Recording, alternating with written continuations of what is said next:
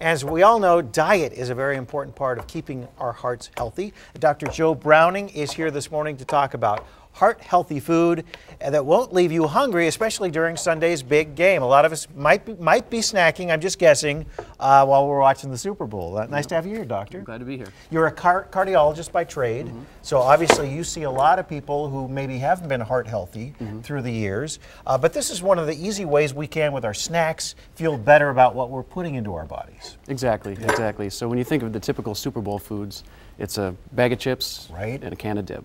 Exactly, yeah. And so the first dip, and it tastes good. Yes. But the next chip tastes exactly the same. So you have just two flavors. And one of the culprits, I guess, the big thing we're finding out, we've known, but we're starting to kind of key on this, is sodium.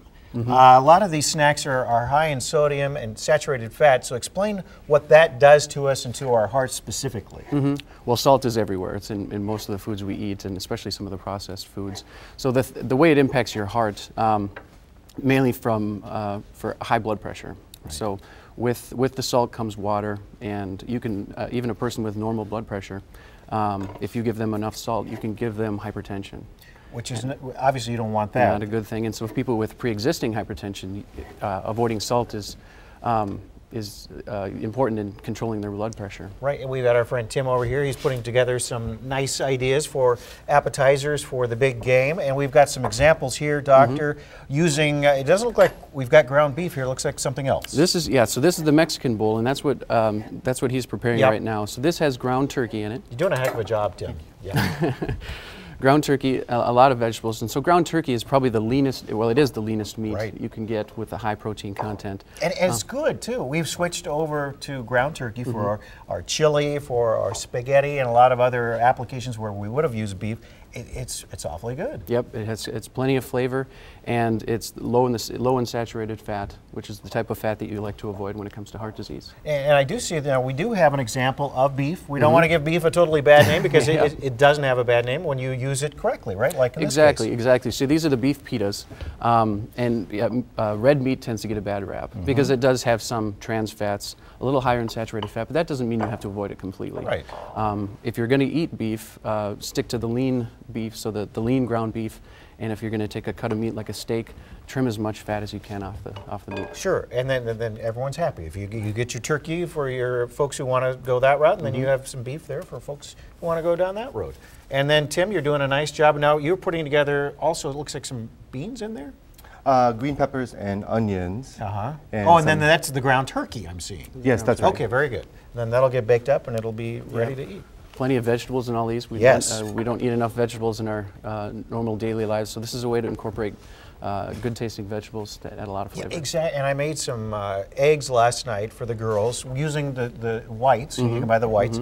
Some of the regular eggs and then the whites, and I threw in some spinach, and they were like, "Spinach, Dad?" But you couldn't even taste it. You're still getting some good veggies, and they're just like looking at the green, but then they ate it and they were fine.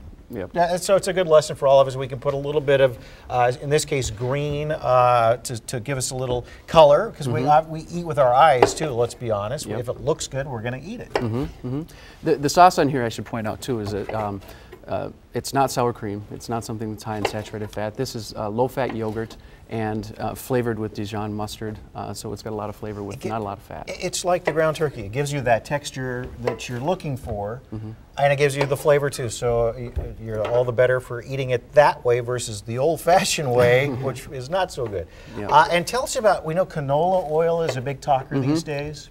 Yep, it's one of the vegetable oils.